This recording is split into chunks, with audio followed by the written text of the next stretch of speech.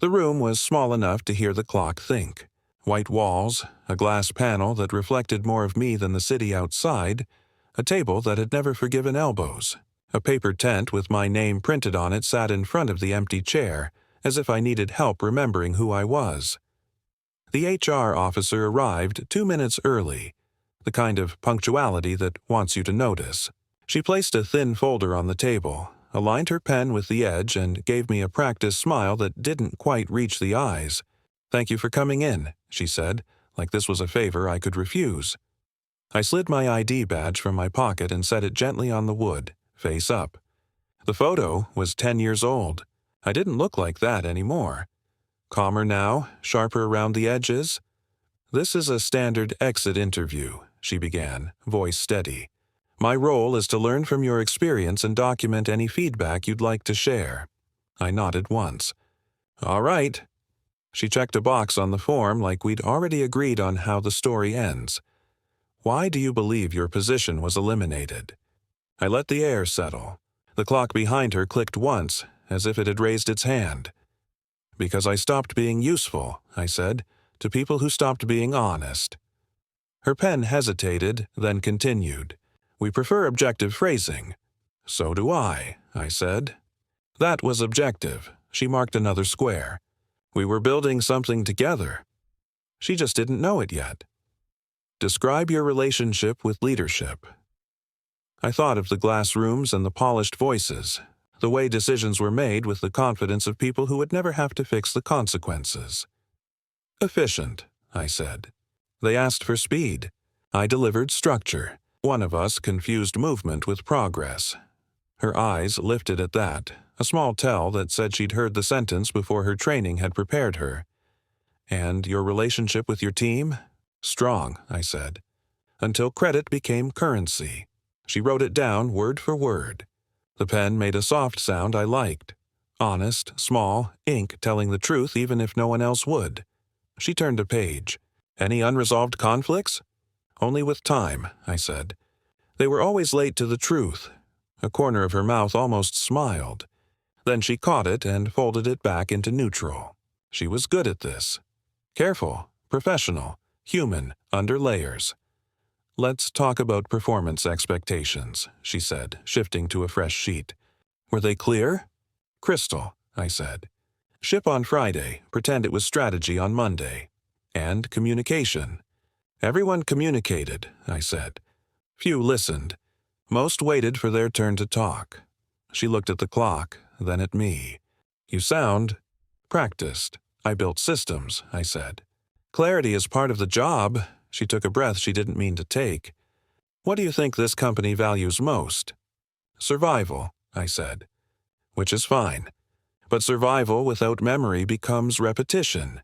She wrote that one slowly, like it might cut the page. "What do you value most?" "Precision," I said. "And leaving things cleaner than I found them." She glanced at my badge. "How long were you here?" 20 years, I said. "System architect." Then I added, not as correction but as context. "My name's Evan Holt. I built the systems that held everything together. Not the products, the logic behind them. 20 years of invisible architecture. I used to think precision was protection. Turns out it's just another way to make erasure look clean."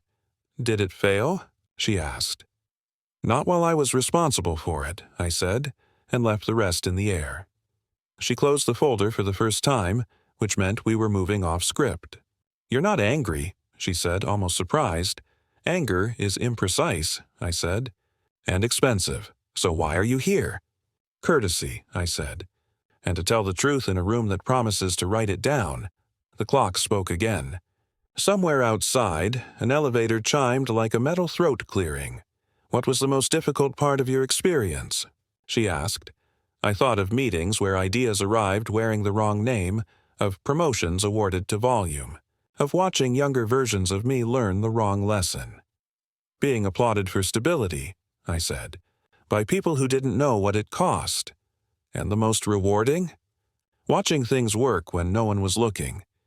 She reopened the folder, steadied herself with the paper. "There's a section on culture," she said. Attendance at team events was noted as low. Culture shouldn't need attendance, I said. It should show up in invoices paid on time, in credits assigned correctly, and people going home before midnight. She didn't write that one down. She just looked at me like she'd never heard culture defined by something measurable. Any feedback for leadership? Yes, I said. Stop calling erasure modernization. If you must forget, at least forget cleanly. Her pen hovered, then moved. We paused. She folded her hands on the folder. Off the record, she said, which of course meant nothing in a room with a form. What happened? I let the question sit between us until it felt like a person we both knew. Nothing unusual, I said. I built an invisible structure. They decorated it. Then they decided the decorations were the architecture. She didn't try to hide the wince. If we offered you a path back, hypothetically, I don't return to houses after they're sold, I said gently. I make sure the wiring won't burn the next owner. That's all, she exhaled through her nose, a quiet concession. Do you have anything to add before we conclude? The clock clicked like a period. I reached into my jacket, not for a speech, not for a printed letter, just for a small envelope. I placed it on the table and slid it halfway toward her. Inside was my badge, nothing else. Just one thing, I said. Write what you saw, not what you're told. She didn't touch the envelope. Her gaze moved, my badge, my hands, the thin scratch on the table where other stories had ended badly. You make this sound like a mirror, she said. It is, I said. Most rooms are. We just don't stay long enough to notice. She closed the folder. This time, the sound meant something had finished and something else had begun. For the record, she said softly, I'm sorry. For the record, I said, I'm clean. I stood, the chair legs making a careful sound against the floor, and lifted the badge one last time before setting it back in the envelope. The clock behind her marked the moment with ceremonial precision. She stood too, almost on the tick. Thank you for your time, she said, defaulting to the line they teach when language runs out. You're welcome, I said, and meant it. Courtesy is a kind of architecture. At the door, my hand found the cool metal of the handle. I looked back once, not at her, not at the folder, but at the empty chair across the table, the one that had been waiting for someone to prove something. One last question, she said quickly, not ready for the room to stop being a mirror. If you had to summarize your lesson here in a sentence. I turned the handle, felt the latch release like a small verdict. Truth doesn't need a meeting, I said. Then I opened the door and let the hallway swallow the rest. The hallway felt colder than the room I'd just left. Maybe because there, at least, the clock had manners. Out here, time moved like it had a meeting to get to. I passed the reception desk. The intern looked up, smiled like it was training. Good luck, Mr. Holt, she said. Luck's for people who need it, I replied softly. I built systems. She didn't know what that meant. Most people don't. By the elevator, someone had left a tray of cupcakes. Frosting in company colors, edible logos. Corporate empathy, piped through sugar. I took one.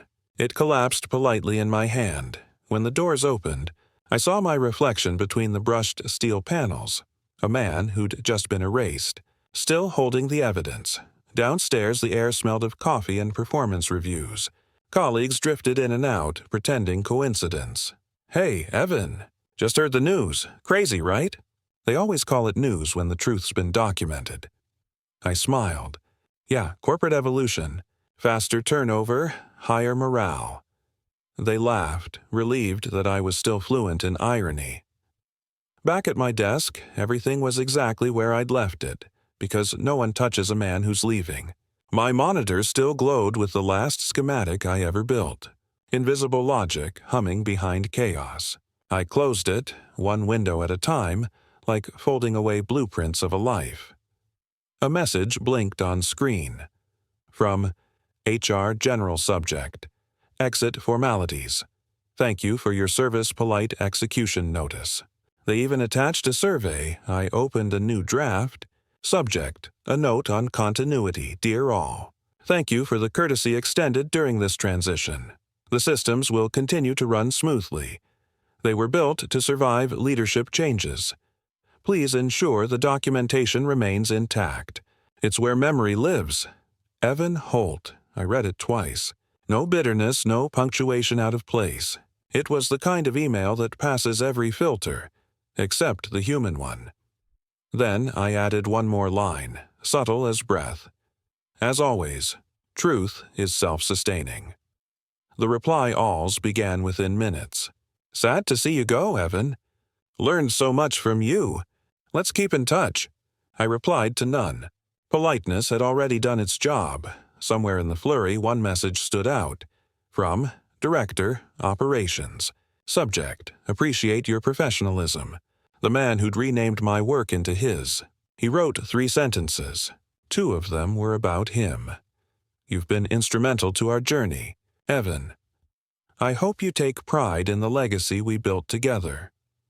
Legacy, a word people use when they want to steal the credits without the guilt, I replied once, precisely. I do. Systems don't forget who designed them. Then I archived the thread, permanently. Around 4, HR walked by my desk to make sure I was transitioning smoothly.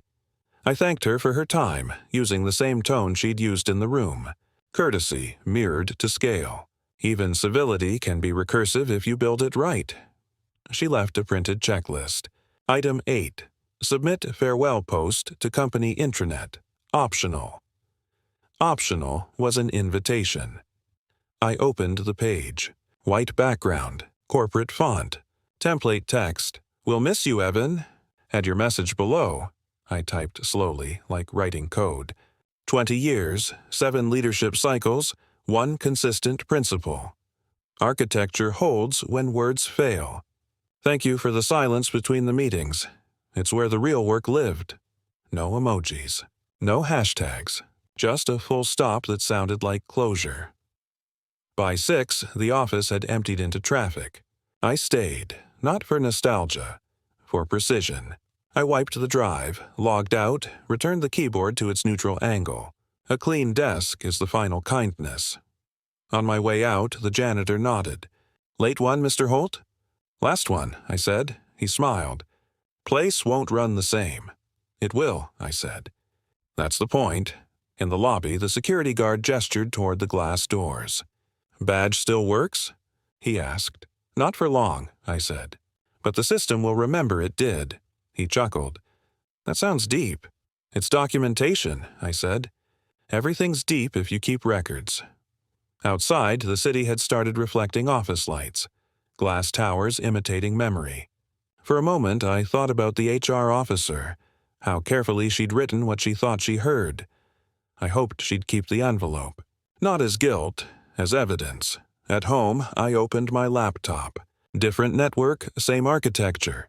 I uploaded one last file, exitnotes.txt, time-stamped, encrypted, archived under a new company's domain. Not revenge. Continuity. The next morning, my inbox lit up with auto-responses, the polite echo of an absence. I deleted them all, then poured coffee into a white cup, the same kind they used in HR. The clock on my wall ticked once, a clean continuation of the one I'd left behind. Courtesy is a language of control. The trick is to speak it fluently enough that they don't realize they're being answered. 3 weeks after the exit interview, the company sent a survey. Help us improve our offboarding experience. The link was broken. I smiled. Even their feedback loop needed debugging. I almost fixed it out of habit. Almost. The silence after departure has its own acoustics. At first it's empty, then it starts to echo. Emails forwarded to the wrong address. Systems that still wrote through your code. Projects that depend on processes no one else remembers. Precision leaves fingerprints. Mine were all over the place. By the second week, I began getting messages on my personal LinkedIn. Hey, Evan, quick question about the provisioning script. Just to clarify. Could you remind me where the failover logic lives? I didn't reply. Silence documents itself. Then the VP, the one who'd renamed my framework, posted an update. Proud to announce our new stability metrics. The screenshot he shared looked familiar. Too familiar. My code comments had been preserved in the export. Every few lines. Urku, E.H. Hold integrity here. He hadn't even erased the initials. Legacy, indeed. I watched the post gather likes. Polite applause for a borrowed language. But the real applause was quieter. System logs showing failures every 72 hours, perfectly timed with his improvements. Around that time, HR reached out again. Subject: clarification regarding your exit materials. They'd found something. I opened the thread. Her tone was careful, the way people sound when they're not sure if they're apologizing or asking permission. Mr. Holt, during an internal review, we noticed that your documentation archive was still accessible on the shared compliance drive. Could you confirm if that was intentional? I typed slowly. Yes, it contained institutional knowledge relevant to system continuity. Another pause, then her follow-up. Understood. There's been significant reference traffic to it. Leadership would like to thank you for your transparency. Translation: they were using it to fix what broke. They'd turned my receipts into training material. A perfect loop. Accountability disguised as learning. I let them, because the moment they adopted my precision, they inherited my rules. And my rules were honest. Honesty has side effects. By week 4, people started leaving, quietly, voluntarily. The ones who'd read my documentation realized what the architecture really showed, who had built what, who had erased whom, and how every metric of velocity had been rerouted through deceit. Someone uploaded the report to the internal wiki. Anonymous, but not really. My formatting style gave it away. Clean tables, 3-level indentation, truth in hierarchy. The VP tried to suppress it. He called it legacy data misinterpretation. But HR had already logged the document as official record. Compliance chain complete. Courtesy, once again, doing the heavy lifting. I received one final message from the HR officer who had interviewed me. For what it's worth, your notes helped us correct several policy inconsistencies. They're calling it the Holt Integrity Model. I laughed, out loud this time. The company that erased me had named a reform after me. That's what happens when structure outlives ego. Later that night, I opened my own copy of the documentation. Nothing malicious, no revenge embedded, just design. Design has memory. Every function I'd ever written contained one quiet instruction: verify integrity before execution. It wasn't just code, it was principle. They couldn't delete that without crashing themselves. One evening, a message popped up from an unknown address. Subject: you were right, it was the HR officer again, but from a personal email. She wrote, I left last week. The folder you created kept showing up in meetings. It changed how people spoke. They started quoting you, indirectly. Thought you should know, I replied once. Systems are contagious. Truth runs in background mode. She didn't answer. She didn't need to. Months passed. The company rebranded. Again. New logo, same code base. They called it modernization. The industry called it recovery. And buried in their new documentation index was a small footer line. Architecture Review Template, EHV 2.0. I printed it out, pinned it to the corkboard above my desk in the new office. Different skyline, same principles. My badge hung beside it, not as nostalgia, but as version control. Precision has gravity. If you build something straight enough, even the people who bend it will eventually align. It's strange, watching a place remember you without meaning to. They call it process maturity. I call it proof of concept.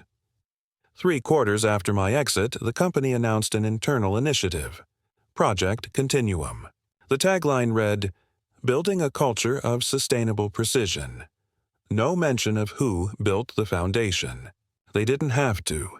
Anyone who had read the documentation already knew whose architecture they were walking on. From my new office, smaller, quieter, deliberately so, I could see their building across the river. Every night it glowed with the same pale light that used to keep me late at my desk. Habit is a form of loyalty, even when you've left. My assistant once asked why I never badmouthed them. I told her truth doesn't need an audience. It just needs uptime. I still got the occasional message. Former colleagues checking in just to share updates. They never used the word apology, but the subtext ran clean. We've been using your framework again, it just works. They finally credited the original design in the training deck. Your phrasing, stability is invisible when done right. It's company policy now. I read them all, then deleted each one. Forgiveness doesn't require storage.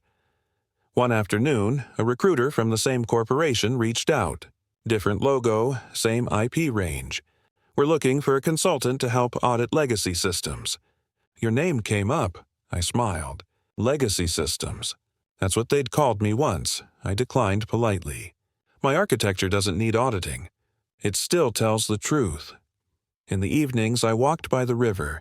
Sometimes, when the wind was right, I could almost hear the faint hum of their servers. The same hum I'd tuned years ago. Still running. Still precise. Because I'd built it to survive liars. 6 months later, an article appeared in a trade journal. How one company rebuilt its integrity pipeline. It praised a shift from performative leadership to procedural honesty. I read the quotes from executives, each claiming credit for the transformation. Their words were smooth, but the diagrams were mine. Even the formatting carried my syntax.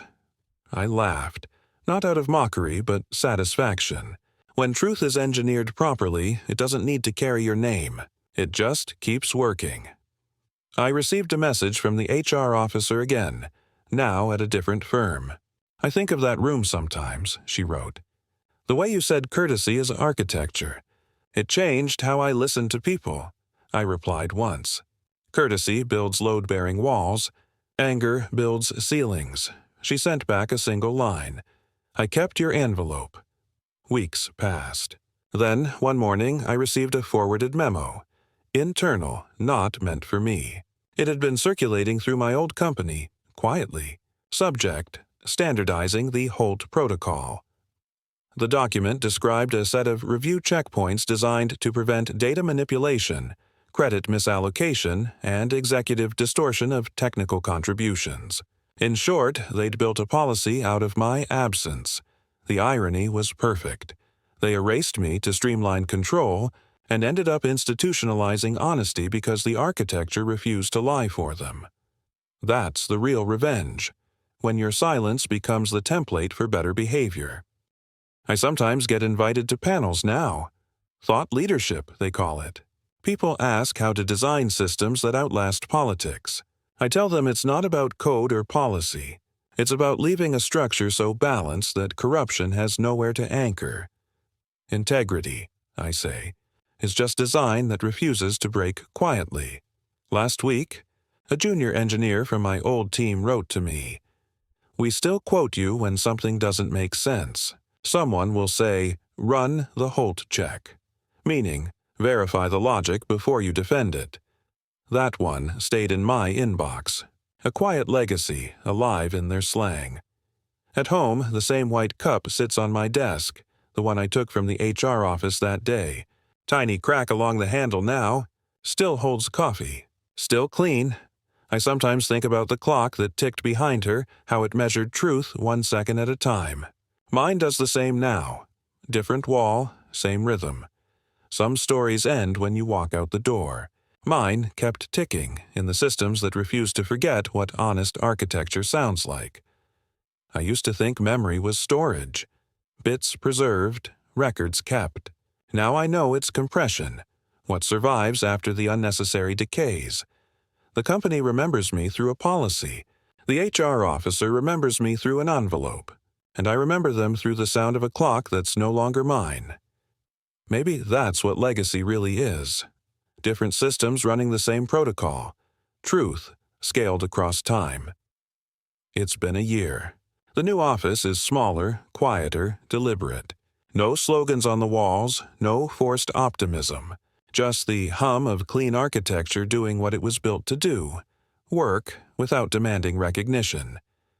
The younger engineers sometimes ask how to stay kind without losing control. I tell them, courtesy is a kind of architecture.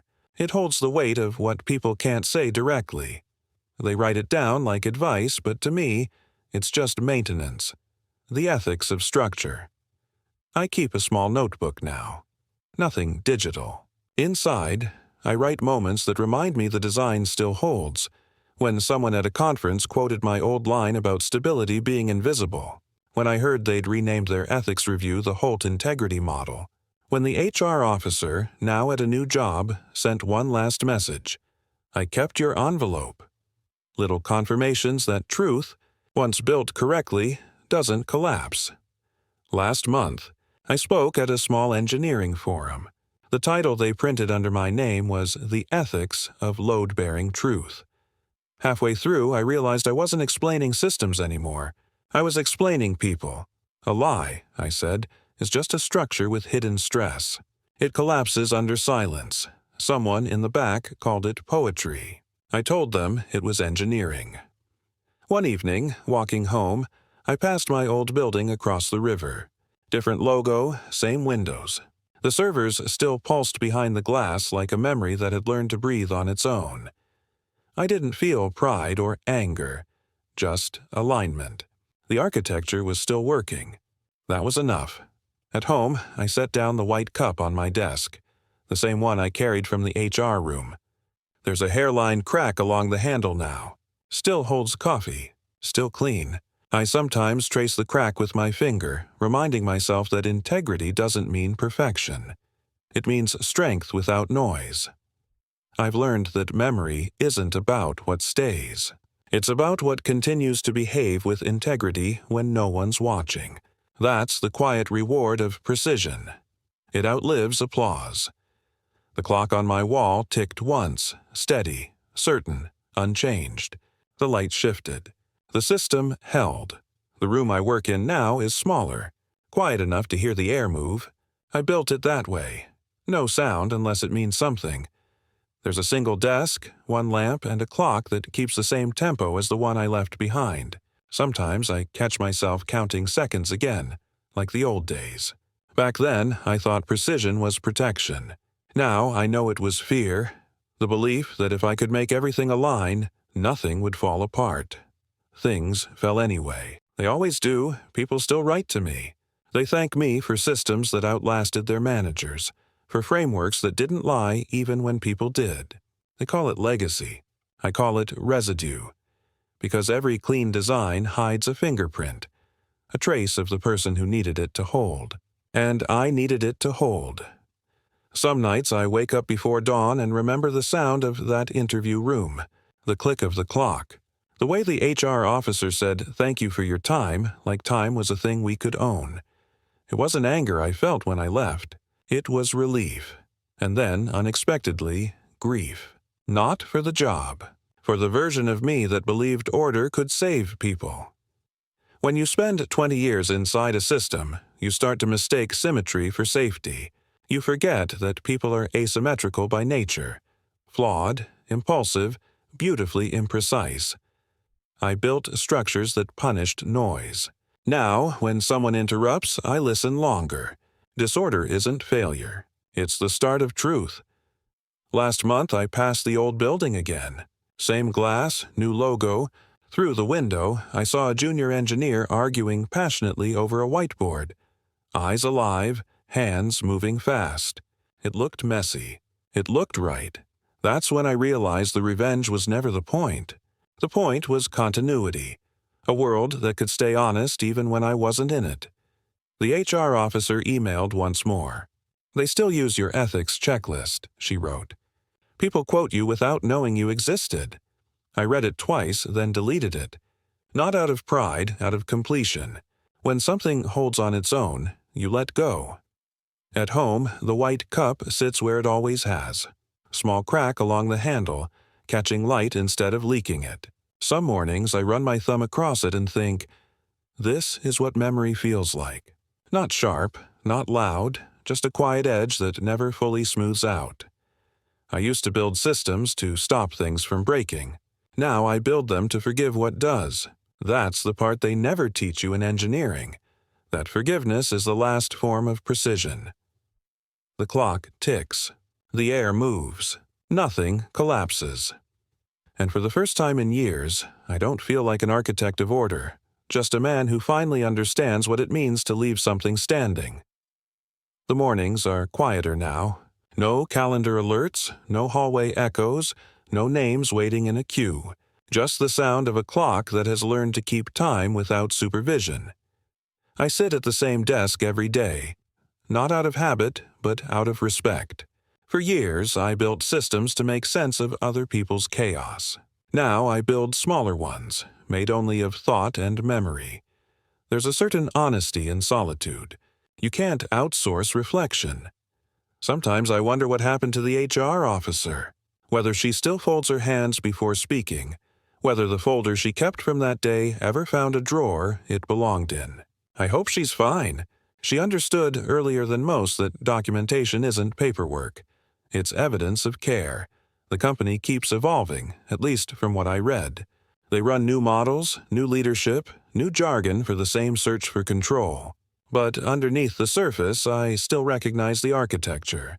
Some of my lines remain. Some of my code still hums in their machines. That's enough. I used to think permanence was victory. Now I know it's continuity. The quiet fact that truth, once built well, refuses to vanish. Last night I dreamed of the old conference room. Not the one from the interview, but the one with the glass walls, the one where my ideas used to arrive under someone else's name. In the dream, the room was empty. The projector light was on, showing nothing. Just a white screen waiting for a story that didn't need telling anymore. When I woke, the sun was the same color. I realized I'm no longer angry, and that's how I know I've won. I still keep the white cup. The crack along the handle has grown a little, but it holds fine. Like me. Some mornings I pour coffee and just listen. No machines, no voices. Only the tick of a clock and the sound of something that didn't break. That's the thing about structure. It keeps meaning long after purpose fades. And dignity, when built right, doesn't make noise. There's one more thing I wish someone had told me earlier. Leaving isn't the end of contribution. Sometimes it's the moment your work finally starts to teach without you. I see my name less and my principles more. That's how I know the design held. The light shifts on the cup. Steam rises, then disappears. The clock ticks. Not louder, just clearer. For the first time, I let it tick without counting. I let the system run. If anyone ever finds this, remember, truth doesn't need a meeting. It just needs one person who refuses to lie quietly. The clock clicks again. End of file. E.H. The email arrived on a Tuesday, 9:07 a.m. Subject, advisory request, internal audit review. No greeting, no explanation, just my name in the CC line, like a ghost accidentally copied. For a moment, I thought it was a mistake. Then I saw the attachment. Holt, exit, file.pdf, the same folder. Scanned, indexed, versioned. They'd digitized my goodbye. I opened it. Every line she'd written that day was there, her notes preserved with bureaucratic precision. Except now, at the top, someone had added a header. Reference document. Ethics Correction Project. I read slowly, my own words staring back at me, highlighted, annotated, reframed as guidance. Stop calling erasure modernization. Survival without memory becomes repetition. Precision is a form of respect. They had turned my sentences into principles. Further down, a section labeled Legacy Systems Integrity Review quoted my exit responses verbatim, only now they were policy. The irony was almost polite. I scrolled to the end. There, under sign-off authorization, a new signature appeared. Director, Operations. The same man who had erased my name once now wrote, approved. For a long time, I didn't move. The cursor blinked like a small heart that refused to stop. They hadn't erased me. They'd published me. A message popped up at the corner of the screen. From HR. Officer. Different company email, same tone. Mr. Holt. We thought you should know. Your file helped us rebuild the audit framework. It's being used as reference for compliance training next quarter. We called it the Holt Review. No flourish, no apology. Just fact. And that was the moment I realized revenge doesn't always announce itself. Sometimes it just quietly gets archived under best practices. I wrote back a single line. Good architecture doesn't forget its builder. Then I closed the message. The clock on the wall ticked once. The same clean sound from that room, not echo, continuation. Out the window. Across the river, the old office glowed like a living archive. Each light, a small confession, each server hum, an unintended thank you, and I smiled. Quietly, because dignity, it turns out, doesn't need applause, it just needs evidence. The white cup sits on the desk. Same crack along the handle. Quiet proof that perfection was never the goal. Morning light slides across it, tracing the seam where heat once lived. I've stopped counting the ticks. The clock keeps its own rhythm now. Patient, certain, self-correcting. That's what good design does. It remembers how to behave even when the maker forgets. On the shelf above, the old paper tent with my name leans slightly, edge curling. Beside it, the digital print of the folder, the one they renamed the Holt Review. I keep them not as trophies, but as geometry. Line, curve, and balance. Reminders that every story, even the quiet ones, leaves structure behind. Sometimes I wonder if they still use my protocols. I hope they do. Not because they bear my name, but because they hold. Integrity doesn't need ownership. It just needs oxygen. Outside, the city hums the same unresolved chord. Deadlines, traffic, ambition. But here, in this smaller room, the silence has purpose. It's the sound of something finished, but still functional. I think about that last question she asked. If you had to summarize your lesson here in a sentence, it took me a year to find the answer. It isn't. Truth doesn't need a meeting. It's simpler. Nothing built honestly ever really leaves. That's what architecture is. Not walls, not systems, just honesty given shape. I take a sip of coffee. The cup holds. The crack stays. Through the window, a train moves across the bridge. Quiet, precise, exactly on time. For a moment, the rhythm matches the clock. Continuity achieved. I close the laptop. No ceremony, no save prompt. The system will remember. It always does. The light fades, the room exhales. Somewhere, another clock picks up the beat, and I let it. Because dignity, once built, runs on its own. The cup cooled, the air steadied, the system held. If you've ever left a place quietly, but your work stayed behind, tell me about it in the comments.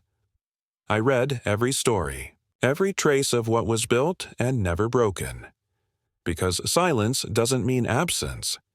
It means completion. Like the video, and subscribe to The Office Revenge Diaries, where every story ends with dignity restored.